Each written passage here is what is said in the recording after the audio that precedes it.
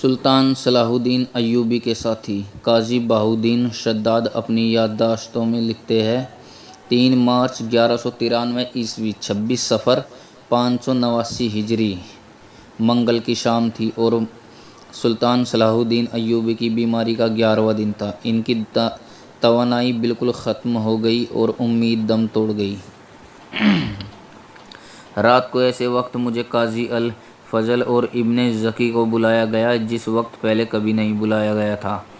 ابن زکی کا پورا نام ابو المعالی محمد محی الدین تھا اور ابن زکی کے نام سے مشہور یہ ہے حضرت عثمان غنی رضی اللہ تعالیٰ عنہ کے خاندان سے تعلق رکھتے تھے۔ یہ قانون علم دین اور سائنس کے عالم تھے۔ سلطان صلاح الدین ایوبی ان کا بہت احترام کرتے تھے۔ جب سلطان نے بیت المقدس کو فتح کیا تو مسجد اقصیٰ میں پہلے جمعے کا خطبہ دینے کے لیے سلطان نے انہی کو منتخب کیا تھا۔ بعد میں انہیں دمشق کا قاضی مقرر کر دیا گیا۔ ہم گئے تو الملک الافضل نے کہا، ہم تینوں ساری رات ان کے ساتھ رہے۔ وہ سوگوار اور گھبرایا ہوا بھی تھا۔ قاضی الفضل نے اعتراض کیا اور کہا کہ رات بھر لوگ باہر کھڑے سلطان کی صحت کی خبر سننے کا انتظار کرتے ہیں۔ اگر ہم ساری رات اندر رہے تو وہ کچھ اور سمجھ لیں گے اور شہر میں غلط خبر پھیل جائے گی۔ الافضل سمجھ گیا۔ اس نے کہا کہ ہم لوگ چلے جائیں ہماری بجائے۔ اس نے ابو جعفر کو اس مقصد کے لیے بلا لیا کہ اگر رات کو سلطان صلاح الدین پر نزع کا عالم طاری ہو گیا تو امام ابو جعفر سلطان کے سرحانے قرآن پڑھیں گے۔ ہم وہاں سے آ گئے۔ اس کے بعد امام ابو جعفر نے سلطان صلاح الدین ایوبی کی آخری رات کی جو سنائی وہ میں تحریر کرتا ہوں۔ اس نے بتایا کہ اس نے سلطان کے سرحانے قرآنی خوانی کی۔ اس دوران سلطان پر کبھی کبھی گسی طاری ہو جاتی، کبھی ہوش آ جاتا۔ آدھی رات کے بعد 4 مارچ 1193 عیسوی 27 صفر 589 ہجری کی تاریخ شروع ہو چکی تھی۔ امام ابو جعفر نے بتایا، میں 17ویں پارے کی سورہ الحج پڑھ رہا تھا۔ میں نے جب پڑھا، خدا ہی قادر مطلق ہے، برحق ہے اور وہ مردوں کو زندہ کر دیتا ہے اور وہ ہر چیز پر قدرت رکھتا ہے، تو میں نے سلطان صلاح الدین ایوبی کی نحیف سی سرگوشی سنی۔ وہ کہہ رہے تھے، یہ سچ ہے، یہ سچ ہے، یہ سلطان کے آخری الفاظ تھے۔ اس کے فوراً بعد صبح کی اذان سنائی دی۔ میں نے قرآن بند کر دیا۔ اذان ختم ہوتے ہی سلطان صلاح الدین ایوبی نہایت سکون اور اطمینان سے اپنے خالق حقیقی سے جا ملے۔ امام ابو جعفر نے مجھے یہ بھی بتایا کہ اذان شروع ہوئی یہ آیت پڑھ رہا تھا، اللہ کے سوا کوئی معبود نہیں، ہم اسی سے مدد مانگتے ہیں۔ تو سلطان صلاح الدین کے ہونٹوں پر مسکراہٹ آ گئی اور ان کا چہرہ دمک اٹھا اور وہ اسی کیفیت میں اپنے اللہ کے حضور گئے۔ میں جب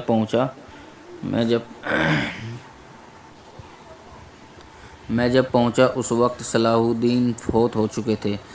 خلفائے راشدین کے بعد اگر قوم پر کوئی کاری جبر پڑی تو وہ سلطان ایوبی کے انتقال کی تھی۔ قلعے، شہر، وہاں کے لوگوں اور دنیا بھر کے مسلمانوں پر غم کی ایسی گھٹا چھا گئی جو صرف خدا جانتا ہے کہ کتنی گہری تھی۔ میں نے لوگوں کو اکثر کہتے سنا ہے کہ انہیں جو شخص سب سے زیادہ عزیز ہے اس کے لیے وہ اپنی جان قربان کر دیں گے، لیکن میں نے کبھی کسی کو کسی کے لیے جان قربان کرتے نہیں دیکھا۔ البتہ میں قسم کھا کر کہتا ہوں کہ سلطان ایوبی کی زندگی کی آخری رات ہم سے کوئی پوچھتا کہ سلطان ایوبی کی جگہ کون مرنے کو تیار ہے تو ہم میں سے بہت سے لوگ اپنی جان قربان کر کے سلطان ایوبی کو زندہ رکھتے۔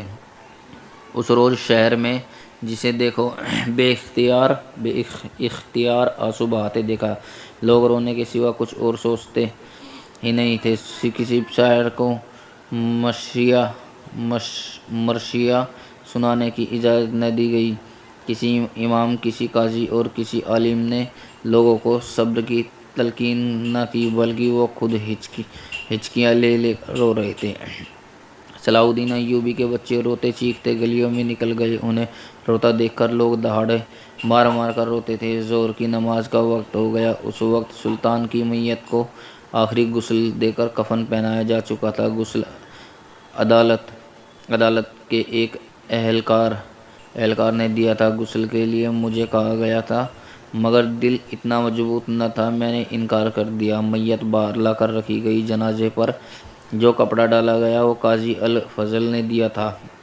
جب جنازہ لوگوں کے سامنے رکھا گیا تو مردوں کی دہاڑوں اور عورتوں کی چیخوں سے آسمان کا جگر چاک ہونے لگا۔ قاضی محی الدین ابن ذکی نے نماز جنازہ پڑھائی۔ میں کچھ نہیں بتا سکتا کہ جنازے میں کتنے لوگ تھے، البتہ یہ بتا سکتا ہوں کہ سب نماز جنازہ میں کھڑے ہچکیاں لے رہے تھے اور بعض بے قابو ہو کر دہاڑے مار اٹھتے تھے۔ نماز جنازہ کے بعد میت باغیچے کے اس مکان میں رکھی گئی جہاں مرحوم نے علالت کے دن گزارے تھے۔ عصر سے کچھ دیر پہلے سلطان صلاح الدین ایوبی کو قبر میں اتار دیا گیا۔ لوگ گھروں کو واپس گئے تو یوں لگتا تھا جیسے لاشوں کے ہجوم چلا جا رہا ہو۔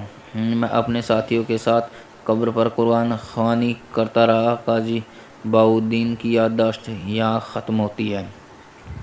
ان یادداشتوں کے بعد یہ بتانا بھی ضروری ہے کہ سلطان صلاح الدین ایوبی کی ایک خواہش یہ تھی کہ فلسطین کو صلیبیوں سے پاک کرے۔ ان کی یہ خواہش تو پوری ہو گئی، اور دوسری خواہش یہ تھی کہ فتح بیت المقدس کے بعد فرضی حج ادا کرے، مگر سلطان کی یہ خواہش پوری نہ ہو سکی۔ اس کی وجہ بیماری نہیں تھی، بلکہ یہ ہے کہ سلطان کے پاس اتنے پیسے نہیں تھے، خود ذاتی رقم اتنی نہ تھی کہ حج ادا کر سکے۔ ہلال نو کی دانتی سے فصل صلیب کاٹنے والا مرد مجاہد، مصر، شام، سیریا اور فلسطین کا سلطان، جس کے قدموں میں سلطنتوں کے خزانے تھے، وہ اتنا غریب تھا کہ حج کو نہ جا سکا، اور انہیں جو کفن پہنایا گیا وہ قاضی بہاؤالدین شداد اور قاضی الفضل ابن ذکی نے در پردہ پیسے جمع کر کے خریدا تھا۔ آج بھی فلسطین سلطان صلاح الدین ایوبی کا ماتم اسی طرح کر رہا ہے جس طرح 4 مارچ 1193 عیسوی کے دن دمشق کی بیٹیاں رو رہی تھی۔